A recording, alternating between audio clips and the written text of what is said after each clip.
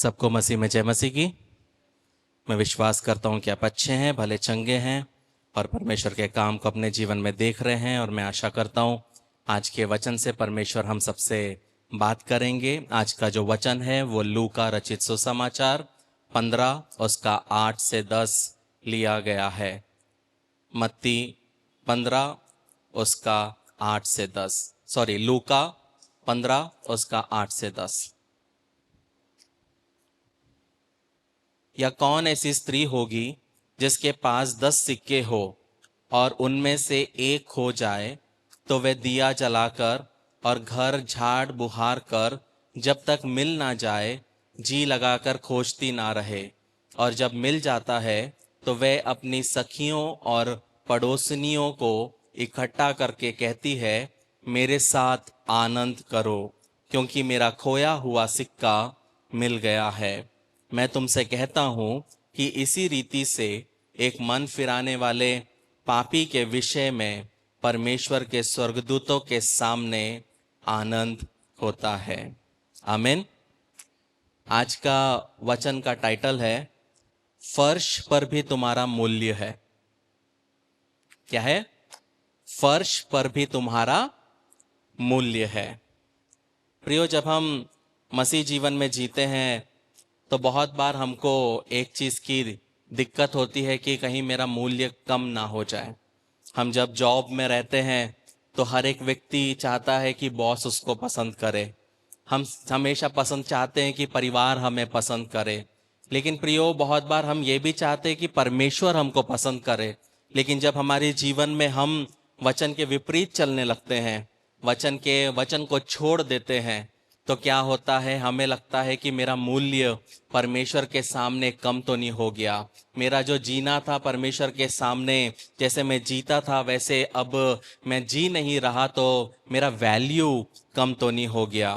तो जब हम प्रियो 15 उसका 8 में हम जो ये लूका रचित सुसमाचार में देखते हैं, तो यहाँ पे यीशु मसीह क्या करते हैं? दृष्टांत बता रहे हैं। और दृष्टांत में यीशु मसीह शिक्षा दे रहे हैं कि परमेश्वर का राज्य के बारे में वो बता रहे हैं। और प्रियो, यहाँ पे आपको एक चीज देखना है कि यीशु मसीह जो है, जब भी दृष्टांत बताते थे तो नॉर्मल चीजों को चुनते थे, सोसाइटी के लोगों को चुनते थे, ऐसी परिस्थितियों को चुनते थे, सिंपल सिंपल जो वहां के लोग क्या कर सके, रिलेट कर सके, ऐसे चीजों को चुनते थे। और ये जो वचन है प्रियो, यहाँ पे यीशु मसीह जो कहानी बता रहे हैं, पहले एक 3 दृष्टांत यहाँ पे साइड बाय साइड होता है। सबसे पहला 100 भेड़ थे, 99 में से एक खो जाती है, वो उसको लेके आता है। दूसरा है सिक्के 10 हैं और उसमें से एक खो जाती है, जिसके बारे में हम आज देखेंगे। और उसके बाद हम देखते हैं उड़ाव पुत्र के बारे में। तो तीनों जगह में यहाँ पे हम क्या देखते हैं कि कुछ ना कुछ क्या होता है, खोता है। और खोने के बाद में वो चीज क्या होता है, वो वापस मिलता है। प्रियो, परमेश्वर की इच्छा कभी भी ये नहीं होती कि जो वो हमको देता है और वो हम खो दे। लेकिन बहुत बार हमारी गलती के वजह से हम अपने जीवन में परमेश्वर के दिए हुए आशीष को, परमेश्वर के दिए हुए शांति को, परमेश्वर के दिए हुए प्रेम को, परमेश्वर के दिए हुए उत्साह को हम क्या करते हैं, हम खो देते हैं। और बहुत बार हम भटक भी जाते हैं। लेकिन परमेश्वर क्या करता है, हर बार हमें वापस लेके आता है। परमेश्वर हर बार हमें क्या करता है, हमें पुकारता है और लेके आता है। लेकिन एक चीज आपको हमेशा समझना है कि रेस्टोरेशन जो होता है, पूर्ण स्थापना केवल परमेश्वर का काम नहीं है, उसमें हमारी भी भागीदारी होती है। जैसे यीशु मसीह ने कलवरी पे वो हमारे लिए मर तो गया, लेकिन अपनाना किसके हाथ में है, विश्वास करना किसके हाथ में है, सच्चाई और खराई से चलना किसके हाथ में है, ये हमारे हाथ में है। ये तो हम अपनी गलतियों को एक्सेप्ट नहीं कर पाते, इसलिए हम किसी ना किसी को ब्लेम करते हैं। कभी हम अपने माता पिता पे ब्लेम कर लेंगे, अपने पति पे ब्लेम कर लेंगे, अपनी पत्नी को ब्लेम कर लेंगे, पासबान को ब्लेम कर लेंगे। और हमेशा जो हमें इजीली जो मिलता है वो शैतान, हम शैतान को ब्लेम कर लेंगे कि इसके वजह से क्या हुआ, मेरे जिंदगी में ये ऐसा हो गया। लेकिन जिस तरह परमेश्वर ने अपने पुत्र को हमारे लिए क्या किया, कुर्बान किया, वैसे ही प्रियो हमें भी हमारी जिंदगी में अपने उद्धार को बनाए रखने के लिए मेहनत करना, बनाए रखने के लिए चलना, ये हमारे हाथ में है। प्रियो यहाँ पे हम देखते हैं कि एक भेड़ जो थी पहले दृष्टांत में वो खो जाती है। दूसरा हम देखते हैं उड़ाव पुत्र के इसमें कि रिश्ता टूट जाता है, लेकिन प्रियो परमेश्वर उन्हें क्या करता है, फिर से पुनः स्थापित करता है। कहने का मतलब है प्रियो, बहुत बार हमारी जिंदगी में भी ऐसी परिस्थितियां आती है जब हमको लगता है कि अब मेरे जिंदगी में कुछ नहीं हो सकता, परमेश्वर मेरी जिंदगी को फिर से बदल नहीं सकता। लेकिन एक चीज आपको समझना है प्रियो, जहां पे आपकी सोच खत्म होती है वहां से परमेश्वर की सोच शुरू होती है। लेकिन एक बात बहुत जरूरी है प्रियो, आपको अगर परमेश्वर के काम को देखना है, आपको यदि परमेश्वर के काम को अपने जीवन में, अपने परिवार में देखना है, तो अपने दरवाजे खुले रखना बहुत जरूरी है। उसका क्या मतलब है प्रियो, ये जो 100 भेड़ वाला व्यक्ति जब एक को ढूंढने गया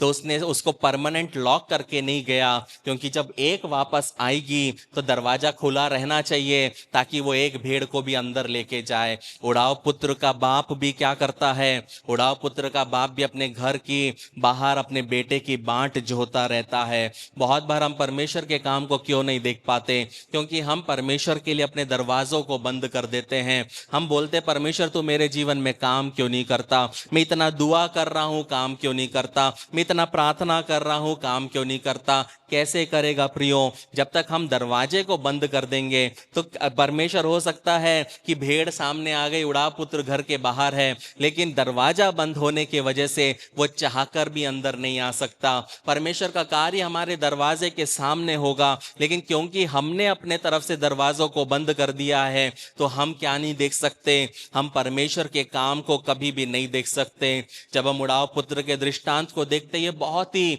दर्दनाक दृष्टांत है, जहां पे छोटा बेटा अपने पिता को बोलता है मेरा हिस्सा अभी मुझे दे दो। ये सिर्फ प्रियो सिर्फ वो अपना हक नहीं मांग रहा, बल्कि वो ये बता रहा है अपने बाप को मुझे तुझसे बेहतर मुझे तेरा धन पसंद है। और यही होता है प्रियो बहुत बार हमारे जीवन में कि कई बार लोग संबंध का उपयोग करते हैं, प्रेम का उपयोग करते हैं ताकि उनको लाभ हो सके। ये उड़ाव पुत्र ऐसे ही बहुत बार मसीहों को भी दिखाते हैं, जो प्रियो सिर्फ जब तक परमेश्वर के साथ तब तक हम बने रहेंगे जब तक मेरे हिसाब से चीजें होगी, लेकिन द मोमेंट परमेश्वर अपने हिसाब से काम करना चाहेगा तो क्या होगा प्रियो, मैं परमेश्वर से साथ में नहीं चलूंगा, मेरा परमेश्वर मेरा दुश्मन बन जाता है। क्यों? क्योंकि परमेश्वर आपके अनुसार काम नहीं करता।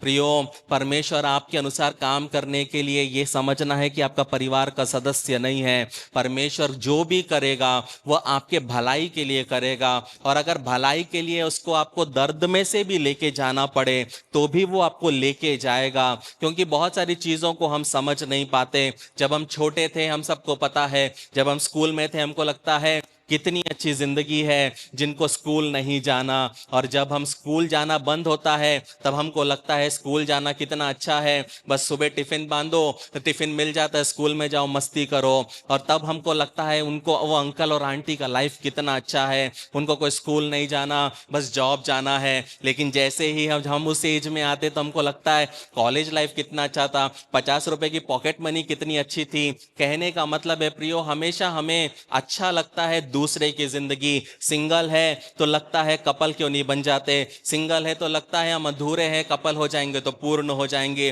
कपल बन जाते हैं तो फिर तीसरे को देखते अरे उनका एक बच्चा है, तो अगर एक बच्चा हो जाते तो हम पूर्ण हो जाते। एक बच्चा हो गया 3 परिवार हो गए फिर भी खत्म नहीं होता, अरे उधर तो 2 बच्चे हैं, 2 से और परिपूर्ण हो जाएंगे तो फिर और 2 चाहिए। कहने का मतलब है प्रियो जिंदगी में हमेशा कोई ना कोई हमेशा आपके आगे रहेगा, कहीं ना कहीं वो आपसे खुश रहेगा, कहीं ना कहीं वो आपसे बेहतर रहेगा। लेकिन डिसीजन ये है जिंदगी में कि आपको फुल स्टॉप लगाना आना चाहिए। आप दूसरों को देखकर अपनी दौड़ को दौड़ नहीं अपनी दौड़ को नहीं दौड़ सकते। और बहुत बार उसी वजह से हम क्या हो जाते हैं, जो रिसोर्सेस परमेश्वर हमको देता है, जो आशीष परमेश्वर हमको देता है, जो चीज हमारे लिए देता है, हम दूसरे का देखकर क्या करते हैं, हम वो चीज को क्या करते हैं, वो करने की कोशिश करते हैं जो तीसरे ने किया। लेकिन तीसरे को उसकी बुलाहट है, तुमको नहीं है। लेकिन तीसरे ने वो किया तो उसके साथ ऐसा हुआ, तो मैं भी ऐसा करूंगा। लेकिन वो जो तुमको दिया था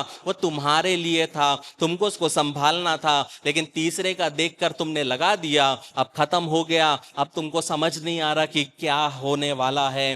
कहने का मतलब है प्रियो, कई बार आशीष यदि समय से पहले मिल जाए तो वो श्राप बन सकता है। ये समझना बहुत जरूरी है।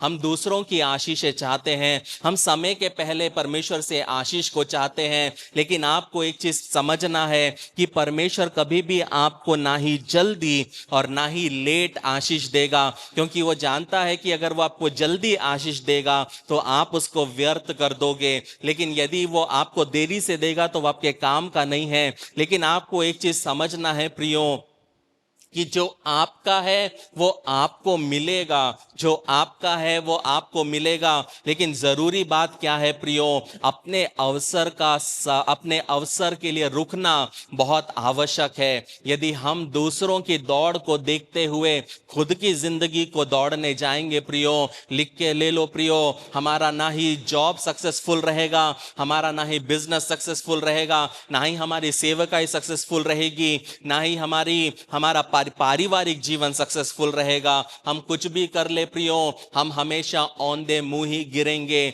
हमेशा हम रोते ही रहेंगे, हमेशा हम दुखी ही रहेंगे। और ब्लेम करने के लिए परमेश्वर नहीं है, ब्लेम करने के लिए हम खुद ही हैं। क्योंकि आपको एक चीज समझना है कि शॉर्टकट आकर्षक लग सकता है, लेकिन जो मेहनत से नहीं पाया वो कभी भी टिकेगा नहीं। शॉर्टकट से आप बहुत जल्दी कमा तो लेंगे, लेकिन उतनी ही जल्दी आप उसको गवा भी देंगे। इसलिए परमेश्वर के साथ बढ़ना बहुत आवश्यक है, परमेश्वर के समय में खड़े होना बहुत आवश्यक है। हम मुंगेरी लाल जैसे बहुत बार बड़े बड़े सपने बना लेंगे, हम रात को बड़े बड़े चीजों को हमारे लिस्ट में हम डाल लेंगे। लेकिन प्रियो, वो वहां तक पहुंचने के लिए प्रियो आपको सुबह उठ के मेहनत करना है। बहुत बार जरूरी है प्रियो कि हमको लगता है स्वर्ग हमारे लिए काम नहीं कर रहा, स्वर्ग हमारे लिए काम करना चाहता है और स्वर्ग हमारे लिए काम कर भी रहा है, लेकिन अपनी गति पे कर रहा है।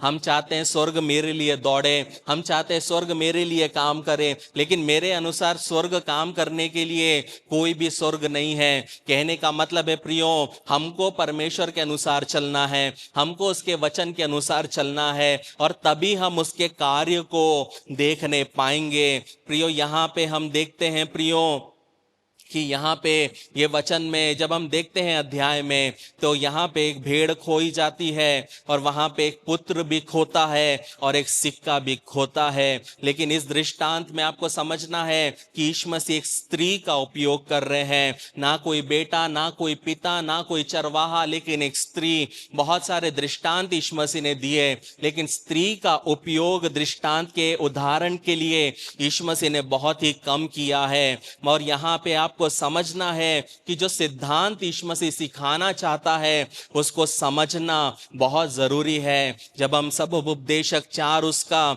7 से 10 पढ़ते हैं, इक्लेसियास्टिक्स चैप्टर 4 वर्सेस 7 to 10, वहां पे लिखा है,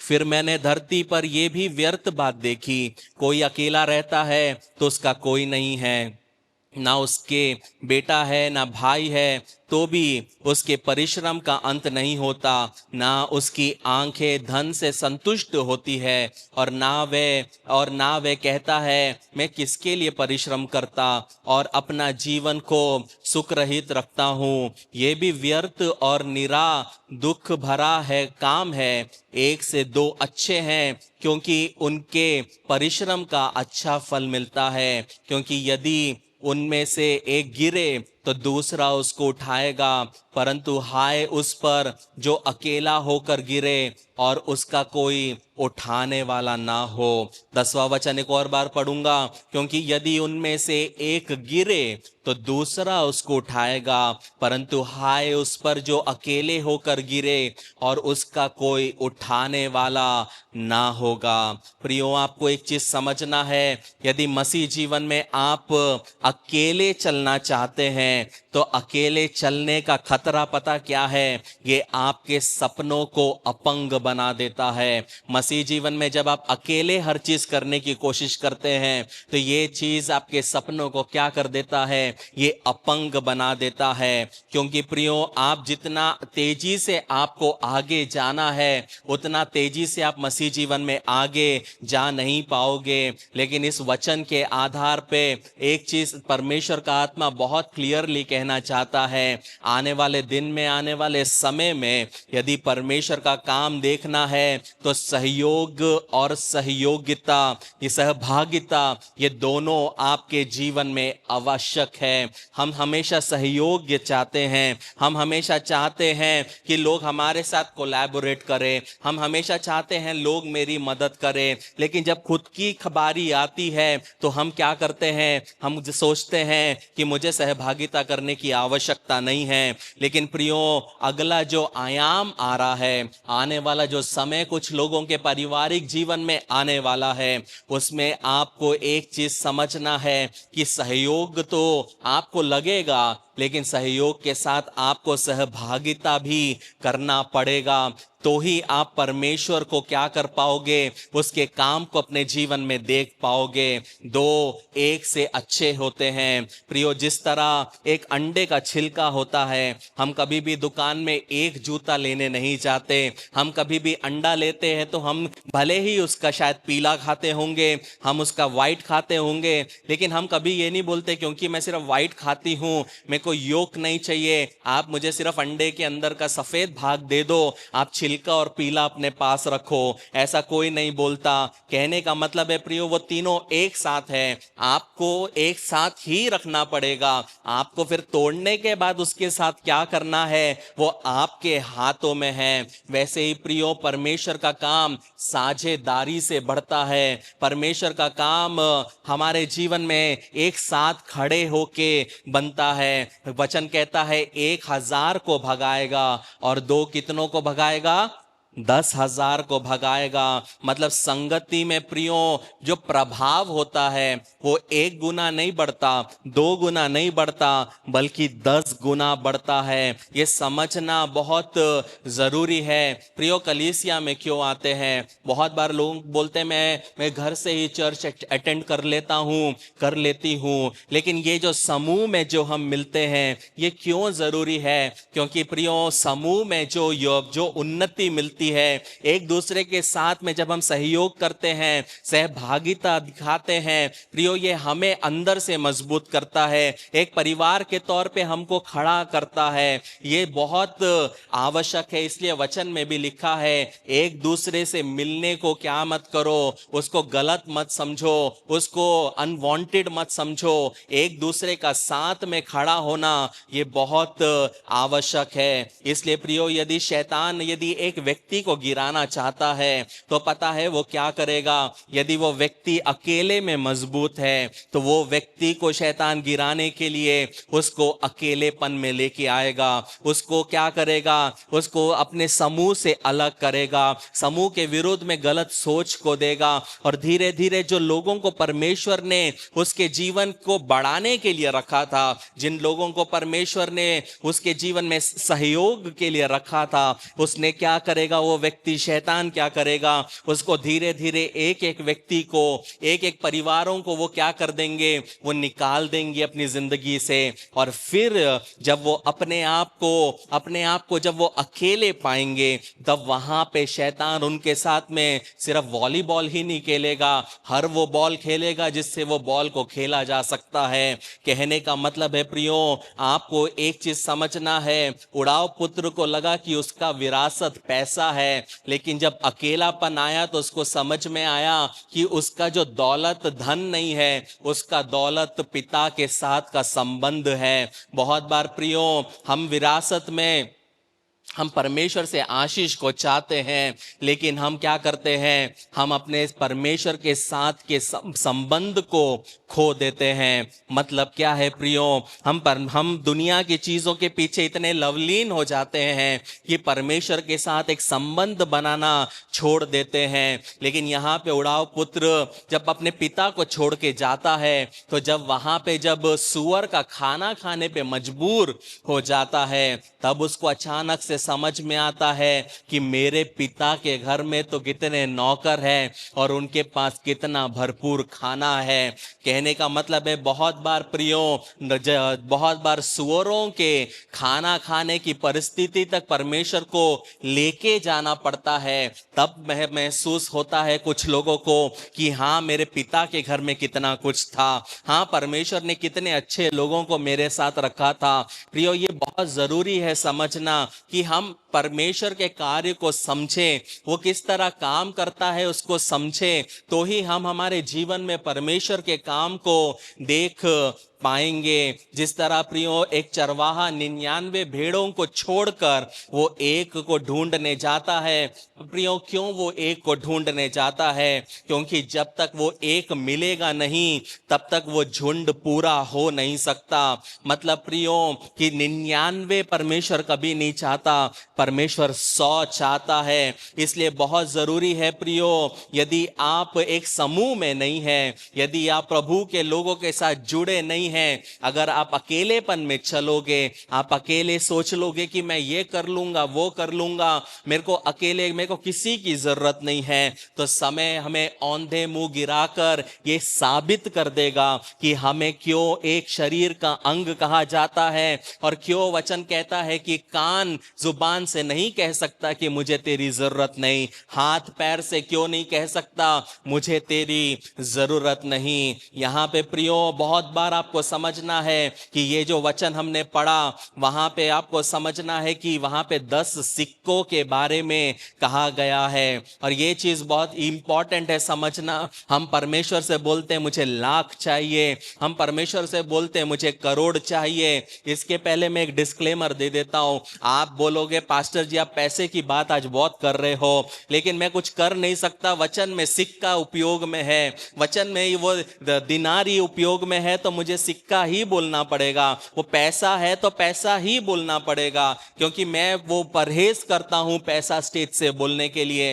लेकिन आपको ये थॉट नहीं आना चाहिए, क्योंकि जब मैं वचन की तैयारी कर रहा था तो आत्मा मेरे को बताया किसके अंदर में ये थॉट आ सकता है, तो मैं सोचा पहले ही डिस्क्लेमर लिख दूं कि यहाँ पे सिक्का है करके मेरे को ये चीज समझाना आपको जरूरी है। यहाँ पे आपको समझना है प्रियो, हम परमेश्वर से बोलते हैं मुझे 1 लाख दे दे, मुझे 10 लाख दे दे, मुझे 1 करोड़ दे दे, मुझे 2 करोड़ दे दे, हम करोड़ों में बहुत बात करते, लेकिन आपको समझना है प्रियो कि एक सिक्का क्या है, एक 10 रुपए का सिक्का सबसे इंपॉर्टेंट होता है, क्योंकि ये 10 रुपए का सिक्के से ही 100 बनता है, और ये 10 रुपए के सिक्के से ही 1000 बनता है, ये 10 रुपए के सिक्के से ही लाख बनता है, और ये 10 रुपए के सिक्के से ही करोड़ बनता है। इसलिए प्रियो, हमेशा हम 10 के बाद जब गिनते हैं, 10, 20, 30, 40, 50, 60 गिनते हैं, 10 के बाद 14 के बाद 20 नहीं गिनते हैं, हम टेंस में चीजों को गिनते हैं। तो शुरुआत कहां होती है प्रियो, आपको समझना है इस वचन क्यों परमेश्वर दे रहा है, मुझे नहीं पता, लेकिन किसी के लिए तो ये ऊपर से एक मार पड़ रही है। लेकिन आपको एक चीज समझना है कि 10 को हल्के में मत लो। बहुत बार हम सोचते 10 का नाश्ता रोज का चलता, लेकिन महीने में हम गिन लेते हैं तो सोचते हैं कि 300 का, और 3 महीने में साल में 12 महीने में करके देखो कितना हो जाता है वो, तब लगता है यार इतना सिर्फ मैंने समोसे में उड़ा दिया, इतना सिर्फ मैंने पोहे में उड़ा दिया। वो जो 10 रुपए है हमको कम वैल्यू लगता है, लेकिन परमेश्वर का आत्मा एक चीज कहना चाहता है कि 10 को हल्के में मत लो। यदि आप 10 को हल्के में लोगे तो आप कभी भी 1000 तक नहीं पहुंच पाओगे। यदि आप 10 को हल्के में लोगे तो कभी भी लाख तक नहीं पहुंच पाओगे, करोड़ तक तो बोलने की जरूरत ही नहीं है। कहने का मतलब है यदि आप 10 रुपए की कदर नहीं कर सकते तो परमेश्वर के सामने आप कभी भी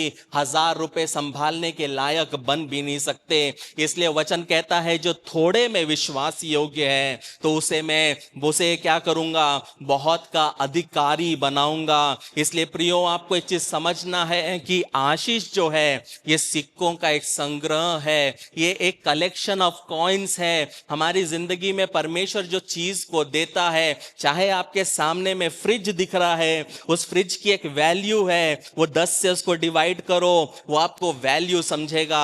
आपके घर में वाटर प्यूरिफायर है, 10 से डिवाइड होता है। आपके घर में कपड़े हैं, 10 से डिवाइड होता है। हर एक चीज एक सिक्के का संग्रह है, कलेक्शन ऑफ कॉइन्स है। भले नोट आ गए हैं लेकिन यीशु मसीह के समय में सिक्के चलते थे, इसलिए वचन सिक्के के अनुसार बता रहा है। इसलिए बहुत जरूरी है प्रियो, छोटी शुरुआत को कभी तुच्छ मत समझो। हर बड़ी चीज छोटे से ही बनती है। प्रियो आपको समझना है हमारा जो शरीर है ये छोटे छोटे कोशिकाओं से बना हुआ है। अगर हमारे सेल्स से ये बना हुआ है, अगर हमारे शरीर में ये कोशिकाओं में कुछ फर्क होगा तो क्या होगा, बड़ा फर्क भी होगा। इसलिए प्रियो जब हम परमेश्वर के सामने बड़ी बड़ी प्रार्थनाओं को मांगते हैं तो आपको ये समझना है कि क्या मैं 10 के प्रति विश्वास योग्य हूं, क्या मैं 20 के प्रति विश्वास योग्य हूं। तो वहां पे आपको समझेगा कि परमेश्वर का काम को क्यों हम देख नहीं पाते। हमने बहुत बार भूस्खलन को देखा है, पर क्या आपने बर्फ के भूस्खलन को देखा है क्या? बड़े बड़े पहाड़ से जब पूरे बर्फ एक साथ गिरती है तो प्रियो 18 चक्के के ट्रक को भी वो उड़ा देती है। लेकिन जब आप बर्फ के टुकड़े को हाथ में लोगे तो इतना बारीक सा होता है, उसको इंग्लिश में अवलांच करके बोलते हैं, कि जब पहाड़ से पूरे बर्फ गिरते हैं लोग मर जाते हैं, तबाहियां हो जाती है। लेकिन वो बर्फ कितना सा है, छोटा सा है। बाढ़ जो है प्रियो एक बूंदों से बनती है। बाढ़ एकदम से फटता है लेकिन वो एक बूंद से बनने वाला, बादल फटता है, इवेपोरेट होता है, फटता है, वो एक बूंद से बनने वाला बादल फटना होता है। लहरें भी बूंदों से उठती है। कहने का मतलब है प्रियो, कोई भी चीज जो जिंदगी में छोटी दिखती है उसमें हमेशा एक चीज याद रखना, उसमें गुना होने की शक्ति होती है, वो मल्टीप्लाई हो सकती है। यदि आपकी जिंदगी में छोटी चीज है, ये छोटी चीज को यदि आप मल्टीप्लाई करना सीख जाओ तो आप परमेश्वर के काम को अपने जीवन में देखने पाओगे। आपको समझना है कि आपका छुटकारा इसी में है कि परमेश्वर ने क्यों आपको चुना है, और परमेश्वर ने जो आपको दिया है उसको संभालना, उसको सिखाना और उसको लेके चलना ये हमारे हाथ में है। यहां पे आपको एक चीज देखना है, ये स्त्री जो है यहाँ पे स्त्री है, और यह स्त्री क्यों है, ये उसकी एक वजह है, क्योंकि स्त्री को ग्रहण करने के लिए परमेश्वर ने चुना गया है। मैं उस ग्रहण करने में डीप में नहीं जाऊंगा क्योंकि वो एक अलग टॉपिक है। लेकिन आपको एक चीज समझना है कि आप परमेश्वर को अगर जब तक उस स्थान में नहीं पहुंच सकते कि आप ग्रहण कर पाओ, तब तक प्रियो आप परमेश्वर के काम को देख नहीं पाओगे। यदि आप अपने दरवाजे खोल के नहीं रखोगे तो आप ग्रहण नहीं कर पाओगे। प्रियो परमेश्वर बहुत कुछ करना चाहता है, हमारी जिंदगी के अनुसार करना चाहता है, लेकिन दरवाजों को बंद कर दोगे तो क्या होगा? पतीले के ऊपर का ढक्कन अगर हटाओगे नहीं, चाहे 10 लीटर दूध भी परमेश्वर दे और आप वो पतीले के ढक्कन में दूध को डालोगे तो वो जमीन पे ही गिरेगा, वो कोई काम का नहीं होगा। कुछ लोगों से परमेश्वर का आत्मा यही कहना चाहता है, अपनी जिंदगी के दरवाजों को खोलना जरूरी है, कुछ ढक्कनों को हटाना जरूरी है। आप जिंदगी में मुड़ के देखते हो तो कुछ दिखता नहीं है। क्यों नहीं दिखता है? क्योंकि ढक्कन से बंद हो। क्यों नहीं दिखता है? क्योंकि दरवाजे को लगा के रखे हो। और यही कारण है प्रियो, शैतान क्या करता है, ग्रहण करने की क्षमता को कम कर देता है। और जब हम ग्रहण नहीं कर पाते, हम धीरे धीरे अकेलेपन में सीमित हो जाते हैं। और जब जब हम अकेलेपन में सीमित हो जाते हैं तो हम हमारी जिंदगी में परमेश्वर की दी हुई आशीष को मल्टीप्लाई नहीं कर पाते, गुना नहीं कर पाते। क्यों? गुना करने के लिए कौन चाहिए? सहभागी चाहिए। गुना करने के लिए कौन चाहिए? एक व्यक्ति साथ में चाहिए। इसलिए शादी होने के बाद बच्चे होते हैं। अकेले क्यों नहीं होते हैं? क्योंकि गुना होना चाहिए। मल्टीप्लाई होने के लिए 2 जन आवश्यक है। परमेश्वर का काम देखने के लिए भी सहयोग आवश्यक है, समूह आवश्यक है, कलीसिया आवश्यक है। ये बहुत जरूरी है। ये जो प्रियो हमने जो कहानी पढ़ा, यहां पे हम देखते हैं यहां पे 3 चीज बहुत इंपॉर्टेंट है। पहली है स्त्री, दूसरा है झाड़ू और तीसरा है सिक्का। और यहां पे ये जो सिक्के का एक भाग गिर रहा है वो भी एक 10वां भाग ही है, क्योंकि वो क्या बोलती है, 9 सिक्के गिर गए, 10वां सिक्का जमीन से गिर गया।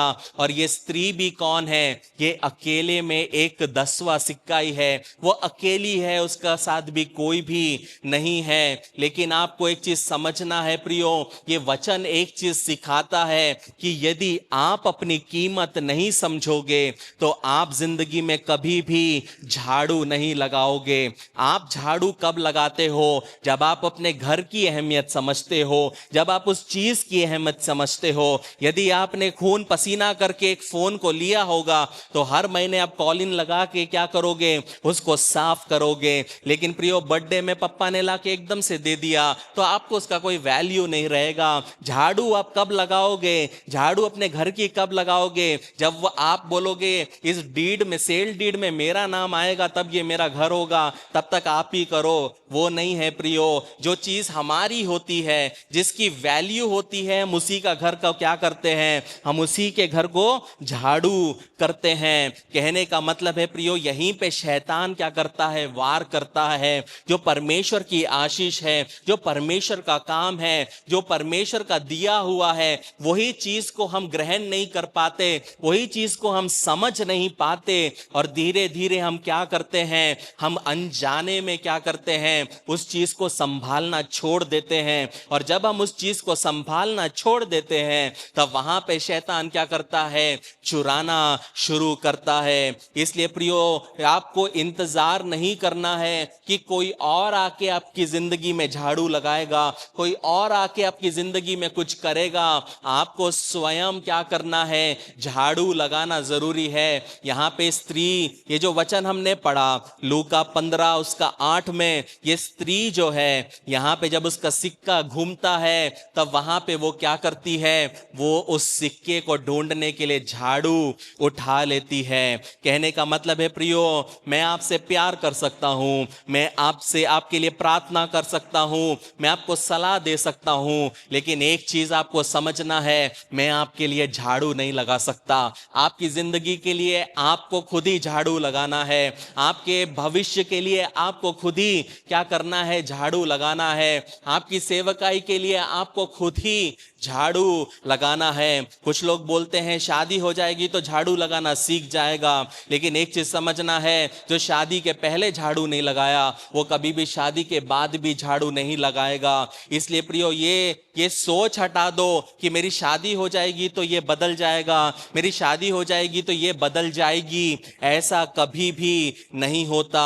इसलिए प्रियो, समय रहते क्या होना चाहिए? समय रहते अपने आप को बदलना चाहिए। जो व्यक्ति झाड़ू लगाना सिर्फ ब्रूम करने की बात नहीं कर रहा हूं, यदि शादी के पहले व्यक्ति प्रार्थना नहीं किया तो शादी के बाद भी प्रार्थना जीवन नहीं रहेगा। शादी के पहले बाइबल नहीं पढ़ा तो शादी के बाद भी बाइबल पढ़ने की आदत नहीं रहेगी। लेकिन आपको यहां समझना है कि यह स्त्री और यह सिक्के का एक संबंध है। और यहां पे आपको समझना है, यह स्त्री 9 के पीछे नहीं भाग रही है, लेकिन वो 1 के पीछे भाग रही है, क्योंकि उसको पता है मैं खुद भी अकेली हूं। कहने का मतलब है प्रियो, आप वही ग्रहण कर सकते हैं जो आप अपनी जिंदगी में है। इसलिए नकल करने से आपको जिंदगी में कुछ भी नहीं मिलेगा। यदि आप चाहते हैं परमेश्वर का काम करना तो आपको परमेश्वर से मांगना और पाना बहुत आवश्यक है। यहां पे प्रियो, ये स्त्री कभी भी घाटा नहीं चाहती थी। मतलब 9 प्रियो, हम सोचते सोचते हैं चलो 1 रुपए का सिक्का घुमा है, चलता है, मेरे पास 9 तो है। लेकिन ये स्त्री ने क्या किया, इसने 9 को साइड में रखकर वो एक सिक्के को ढूंढ रही है। पता है क्यों? क्योंकि 9 घाटा है, 9 प्रॉफिट नहीं है। प्रॉफिट क्या है? 10 परिपूर्ण है। और जब तक मैं परिपूर्ण नहीं हो जाती, मेरा जो एक शैतान ने चुराया है, जब तक मैं उसको पा नहीं लेती, तब तक मैं इसको झाड़ू लगाऊंगी। तब तक मुझे, जब तक मेरे को ये सिक्का मिल नहीं जाता, जब तक मेरे पास जो 10 का नंबर है वो पूरा नहीं हो जाता, मैं उसको ढूंढती रहूंगी, मैं उसको ढूंढती रहूंगी। अपने पड़ोसी से कहो हमें झाड़ू लगाना जरूरी है, हमें झाड़ू लगाना जरूरी है। प्रियो, यदि आपके इरादा नहीं है तो आप कभी भी अपनी जिंदगी में क्या नहीं करोगे, आप झाड़ू नहीं लगाओगे। यदि आपके जिंदगी में प्रियो आपके अंदर में इच्छा नहीं है तो आप कभी भी क्या नहीं करोगे, आप झाड़ू नहीं लगाओगे। यदि आप बेहतरी अपने जीवन में चाहते नहीं तो आप कभी भी क्या नहीं करोगे, झाड़ू नहीं लगाओगे। लेकिन जब ये स्त्री यहाँ पे झाड़ू उठाती है, पता है उसका मतलब क्या है? मैं अपने जीवन को घाटे में अब जीऊंगी नहीं। इसका मतलब है कि शैतान ने मुझसे जो एक सिक्का चुराया है, मैं वो सिक्का लेके ही हटूंगी। हम में से बहुत लोग क्या करते हैं, हम बहुत सारी चीजें खोते हैं। हम हमारा चैन खोते हैं, हम हमारा सुख खोते हैं, हम हमारी खुशी को खोते हैं, हम परमेश्वर का दिया हुआ प्रेम को खोते हैं। और हम वो खोए हुए के साथ में हम क्या करते हैं, हम हफ्तों हफ्तों सोते हैं। हमको कोई फर्क नहीं पड़ता, हमको कोई फर्क नहीं पड़ता हम मम्मी पापा से बात किए कि नहीं, हम मुंह फुला के रहते हैं। हमको कोई फर्क नहीं पड़ता कि पति पत्नी से बात किया कि नहीं, हम मुंह फुला के रहते हैं। लेकिन यहाँ पे ये वचन में हम क्या सीखते हैं प्रियो? यहाँ पे ये स्त्री बोलती नहीं, जब तक मुझे सिक्का नहीं मिलेगा मैं चैन से बैठने नहीं वाली। जब तक मेरे जीवन में जो शैतान ने चुराया है वो जब तक मुझे नहीं मिलेगा, तब तक मैं चैन से नहीं बैठने वाली। प्रियो, यहाँ पे हम देखते हैं डिटर्मिनेशन। यहाँ पे हम देखते हैं कि मैंने जो परमेश्वर से खोया है, परमेश्वर ने जो मुझे दिया था वो मैंने खोया है, तो मैं उसको पाके ही रहूंगा। ये सोच बहुत जरूरी है प्रियो, क्योंकि एक चीज हमेशा आपको याद रखना है प्रियो, कि आपके लिए आपको ही झाड़ू मारना है, नहीं तो दूसरों के सामने आप एक हंसी का पात्र बन जाओगे, दूसरों के सामने आप ठट्टों का कारण बन जाओगे। और बाद में आप जब अपनी जिंदगी को जब देखोगे, तब आप बोलोगे कि काश मैं समय रहते अपने आप को सुधार लेता या सुधार लेती। कहने का मतलब है, ये स्त्री यहाँ पे अपने कमी से समझौता करने वालों में से नहीं थी, ये अपनी स्थिति को स्वीकार करने वालों से नहीं थी। मुझे मेरा छुटकारा चाहिए, और जब तक मुझे मेरा छुटकारा नहीं मिलेगा, मैं झाड़ू लगाने को तैयार हूं, मैं मेहनत करने के लिए तैयार हूं, मैं प्रार्थना करने के लिए तैयार हूं, मैं उपवास करने के लिए तैयार हूं। प्रियो, क्यों कुछ लोग परमेश्वर के काम को देखते हैं और दूसरे लोग परमेश्वर के काम को देख नहीं पाते? उसका रीजन एक ही है, कुछ लोगों को हारना चलता है और कुछ लोग अपने अहम में ले लेते हैं। अगर मेरे जिंदगी में कुछ ऐसा हुआ जो मेरे अनुसार नहीं है और मुझे लगता है कि मेरी गलती से गया है, तो प्रियो, मैं उस चीज को छोड़ूंगा नहीं जब तक वो मुझे मिल ना जाए। उसके लिए मैं लड़ूंगा, परमेश्वर के सन्मुख में लड़ूंगा, अपने शरीर से लड़ूंगा, अपने सोच से लड़ूंगा, अपने विचार से लड़ूंगा, लेकिन शैतान को वहां पे काम करने नहीं दूंगा, क्योंकि शैतान जो लेके जाएगा उसको हासिल करना मुश्किल है। इसलिए जो परमेश्वर ने दिया है उसको बचाए रखना आपके और मेरे हाथ में है। लेकिन एक चीज बहुत ध्यान से सुनना प्रियो, आप सोचोगे 3 वचन में मैं कितना बोल सकता हूं, जितना आत्मा देगा उतना मैं बोल सकता हूं। लेकिन एक चीज समझना है प्रियो, यहां पे ये स्त्री का जब सिक्का घूमता है तो वो मोहल्ले वालों को नहीं बुलाती, अपने भाई और बहन को नहीं बुलाती, अपने माँ बाप को नहीं बुलाती, अपने पासबान को नहीं बुलाती। वो बोलती है मेरा खोया है, मेरा सिक्का खोया है, मेरा आशीष खोया है, और खुद झाड़ू उठाकर उस सिक्के को ढूंढने लगती है। प्रियो, वो क्या दिखाता है? अपने लड़ाई को खुद लड़ना आना चाहिए। अपनी लड़ाई को खुद लड़ना सीखना भी जरूरी है।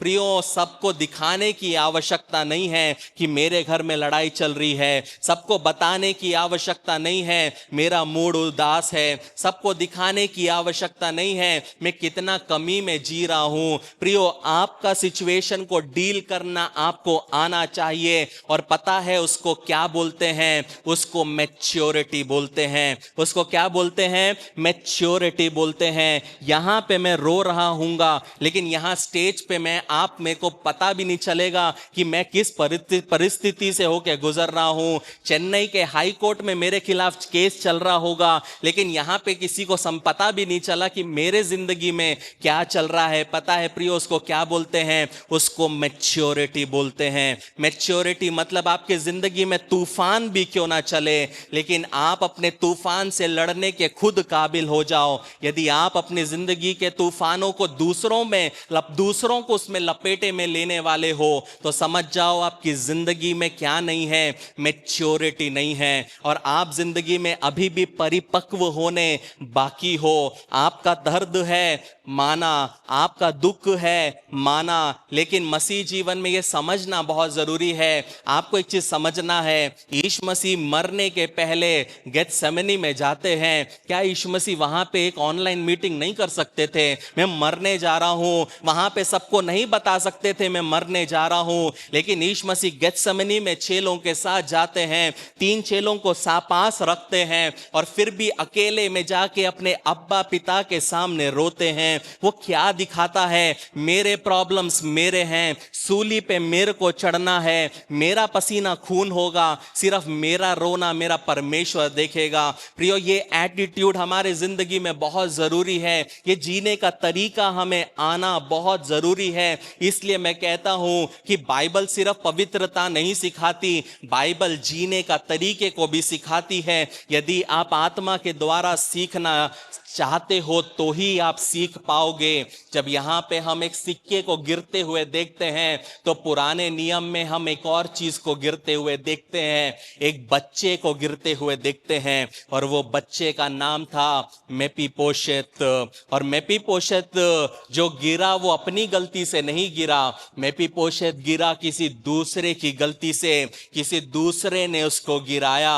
और जब एक बार एक व्यक्ति गिर जाता है तो प्रियो, उसके अंदर में एक डर बैठ जाता है, और वो डर के वजह से मेपीपोशेत जो शाऊल का औलाद था, जो एक राजा का बेटा था, वो पता है कहां रहने चला जाता है? लोदोबार में चला जाता है। और बहुत बार हमारी जिंदगी में भी जब प्रियो अवसाद आता है, हम गिर जाते हैं और शर्म आता है, और जब हमारा दिल टूटता है, बहुत बार प्रियो हम भी ऐसे ही हो जाते हैं। मेपीपोशेत की जिंदगी में उसके वो एक लोदोबार में जाने का वजह वो खुद नहीं था, लेकिन जो औरत उसका ख्याल रखती थी, जब वो उसको लेके भाग रही थी, वो जमीन पे गिर गया और वो विकलांग हो गया, और नियंत्रण खोने से वो गिर जाता है और वहां पे वो विकलांग हो जाता है। लेकिन आपको एक चीज समझना है कि यहाँ पे कुछ लोग अपने आप को ऐसी परिस्थिति में पाते हैं कि आप अपनी जिंदगी में सोच रहे हो कि आज मैं जहां हूं वहां पे मेरी गलती नहीं है ना विकी? जहां पे मैं हूं वहां पे मेरी गलती नहीं है, किसी दूसरे की गलती का जिम्मा मैं भोग रहा हूं। लेकिन एक चीज समझना है कि मेपीपोशेत लोदोबार में क्या होता है? मेपीपोशेत लोदोबार में पड़ा हुआ है, उसके पास कोई नहीं है, राजा का बेटा है, सब उसको भूल गए हैं। लेकिन एक दिन दाऊद ने सोचा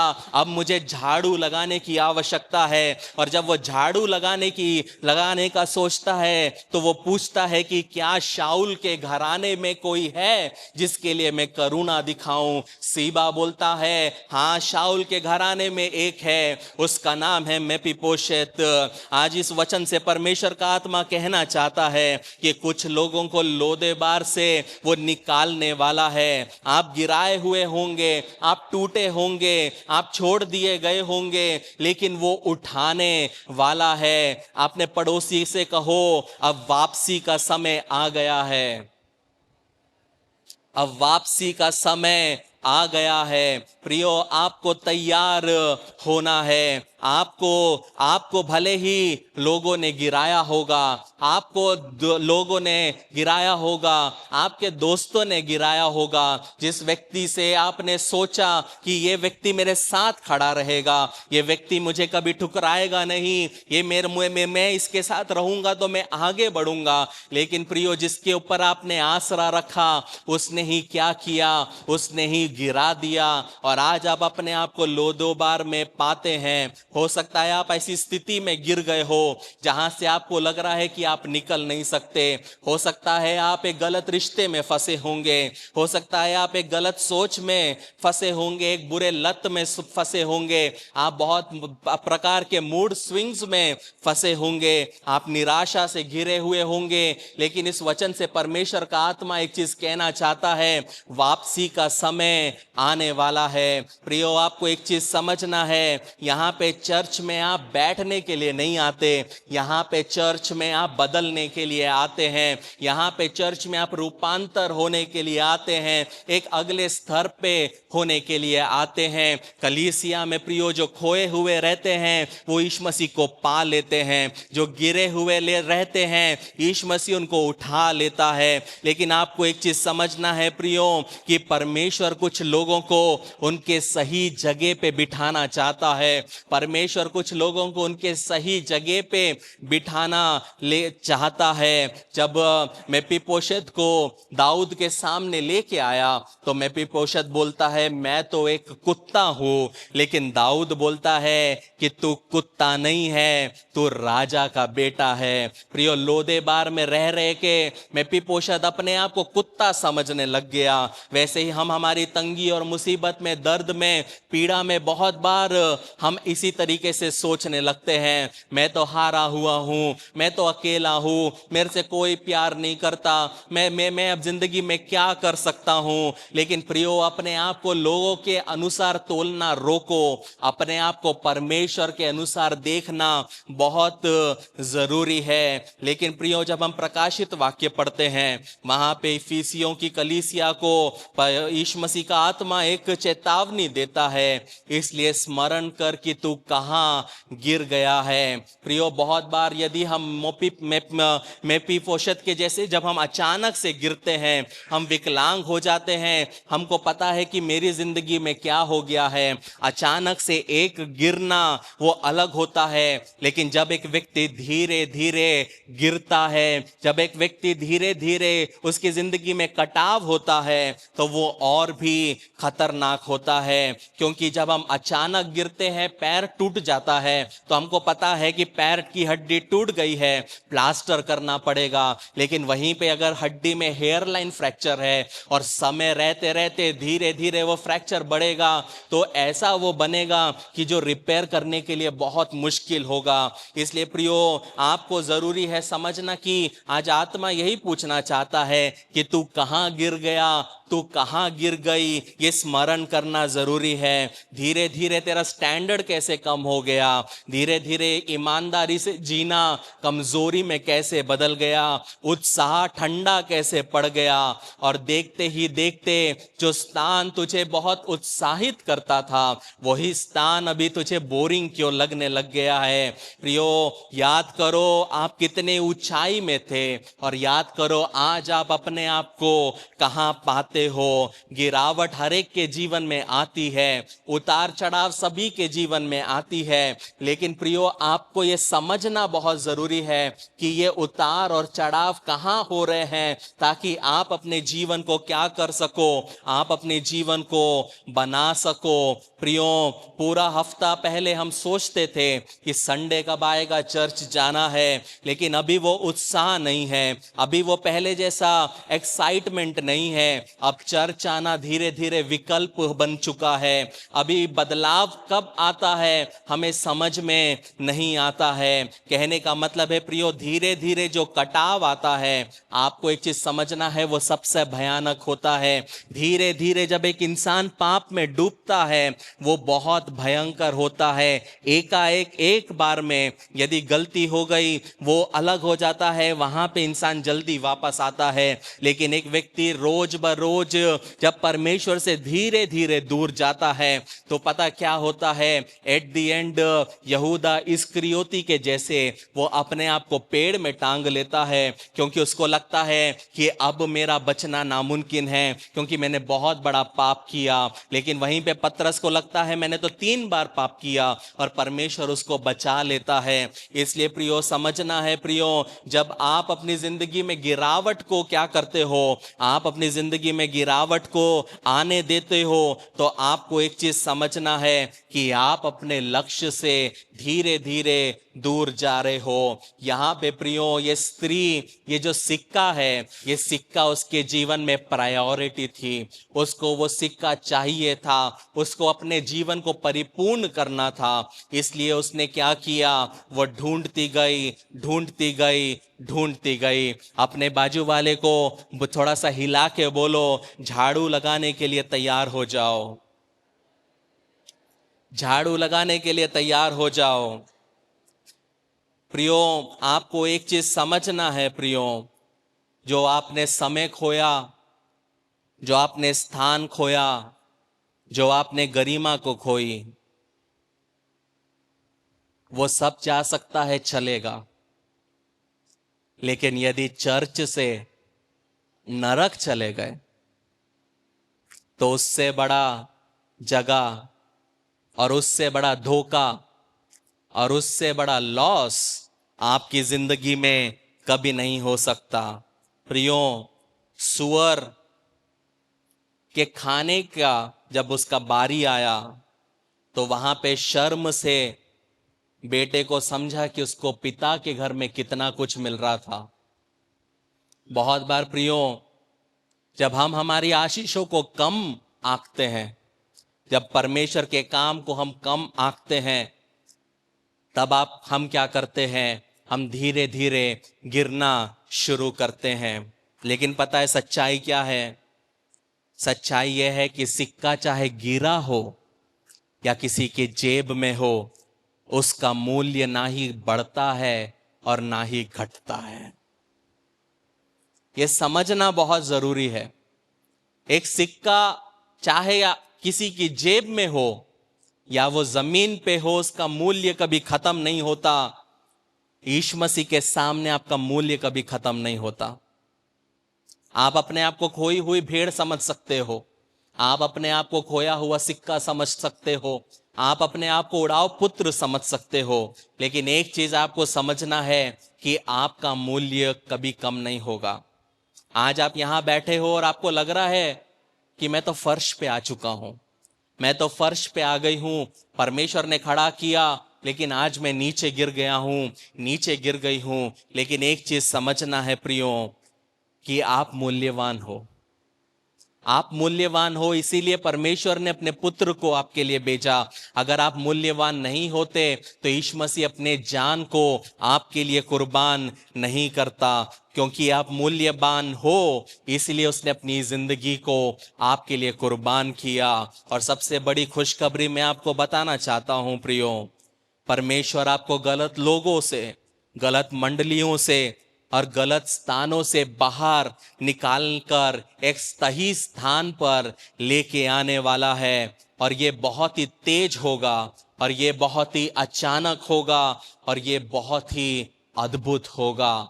यदि कोई विश्वास करता है तो वो आमीन बोल सकता है। मेपीबोशेत रेंगते हुए लोदोबार में कुत्ते के जैसी जिंदगी जी रहा था, लेकिन परमेश्वर ने वहां से उसको राजा के मेज तक क्या किया, लेके आ गया, और जमीन से उठाकर उसे एक अभिषिक्त के मेज पर बिठा दिया, जो कि इस्राएल का राजा था। इसलिए प्रियो आपको तैयार होना है कि परमेश्वर आपको जब सही स्थान पर लेके जाए, तब आपको अपने आप को समझना है कि आप कौन है। मेपीबोशेत भूल गया था कि वो शाऊल का बेटा है, मेपीबोशेत भूल गया था कि वो एक राजा का बेटा है।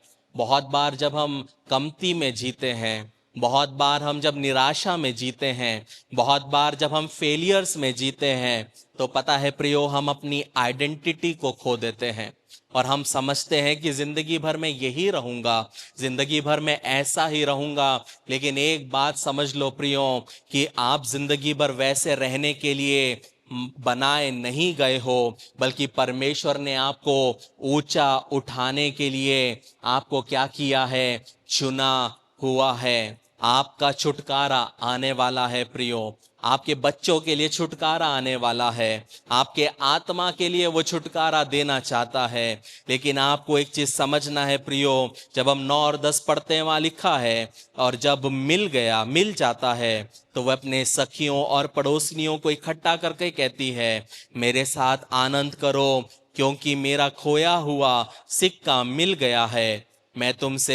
मैं तुमसे कहता हूं कि इसी रीति से एक मन फिराने वाले पापी के विषय में परमेश्वर के स्वर्गदूतों के सामने आनंद होता है।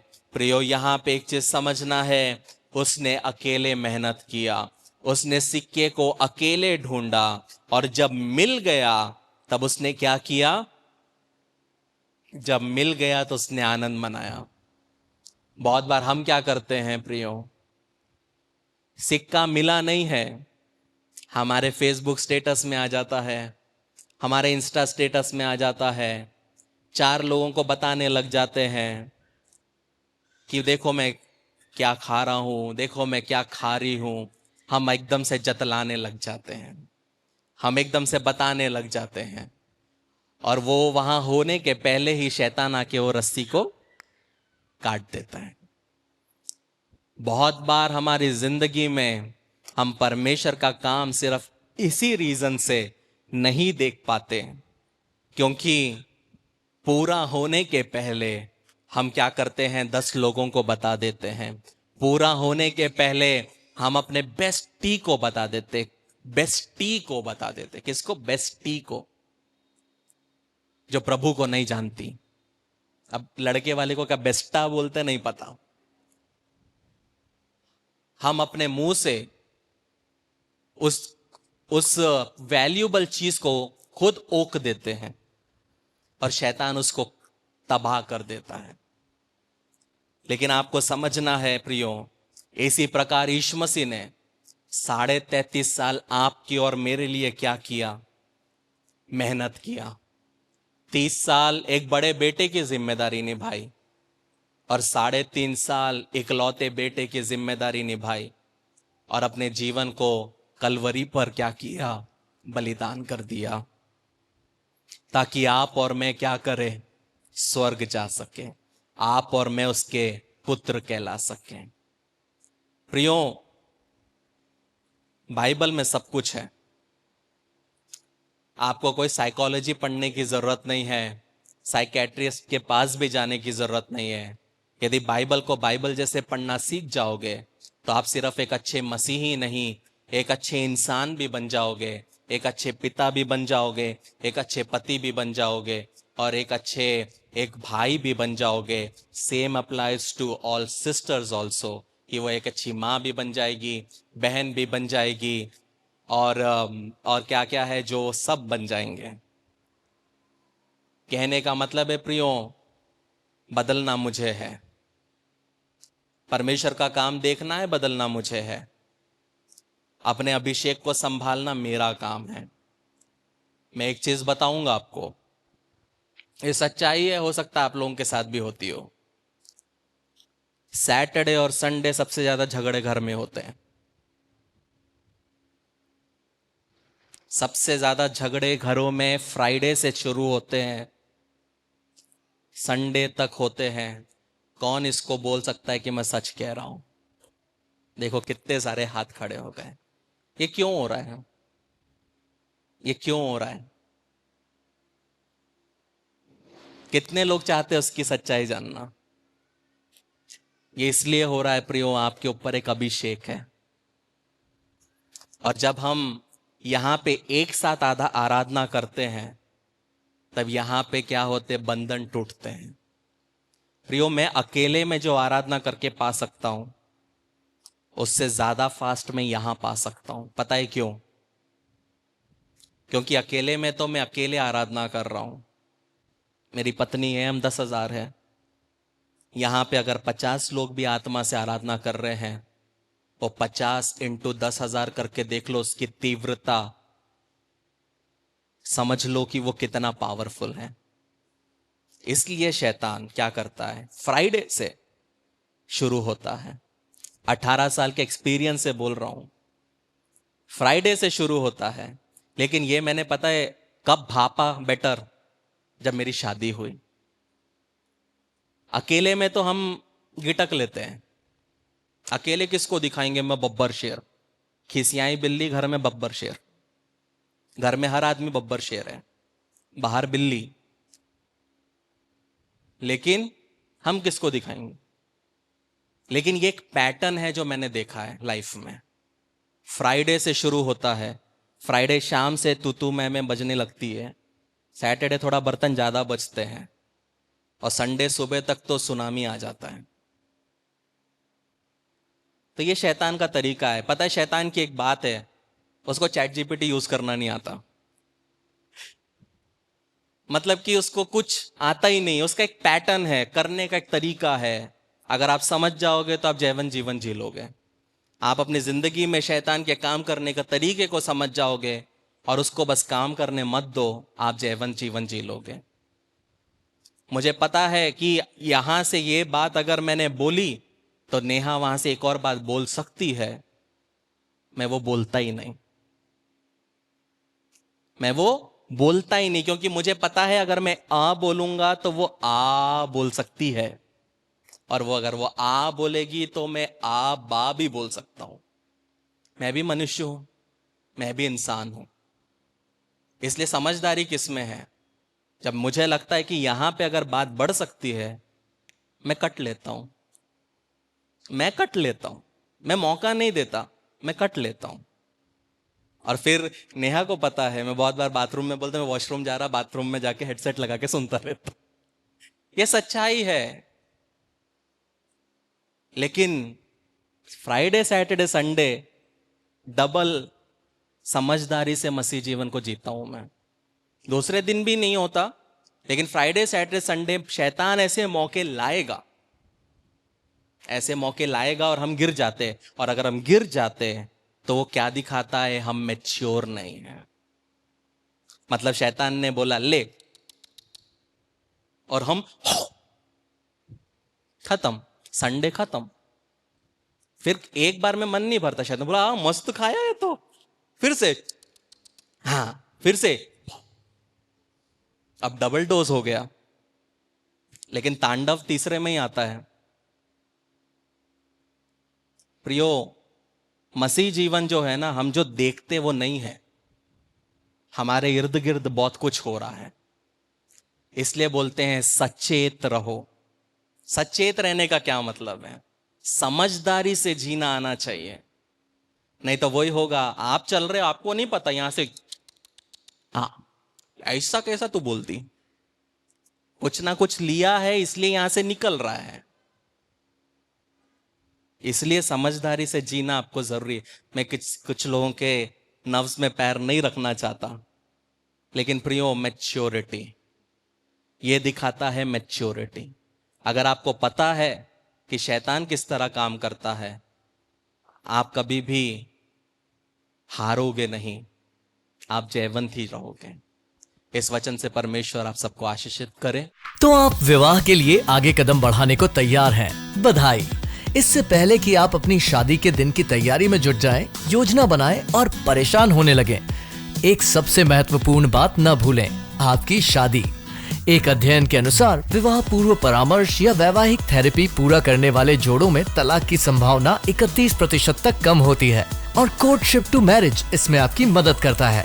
हमारे कोर्स और पाठों में विवाहित जीवन के संघर्षों, वास्तविकताओं और रोजमर्रा की दिनचर्या जैसे कई विषय सम्मिलित किए गए हैं। इस कार्यक्रम पर कई जोड़ों का भरोसा रहा है, जो जिंदगी के इस नए स्तर पर जाने के लिए तैयार हैं। लेकिन इसके लिए सिर्फ हमारी बात को ही न माने, आप अपना पहला पाठ मुफ्त सीख सकते हैं। एक बार जब आप कोर्टशिप टू मैरिज के साथ रजिस्ट्रेशन करते हैं, तो आप हमारी 30 दिन की मनी बैक गारंटी द्वारा भी सुरक्षित रहते हैं। और आप तैयार हैं एक सुखी वैवाहिक जीवन के लिए। courtship2marriage.com पर आज ही अपना पहला लेसन शुरू करें।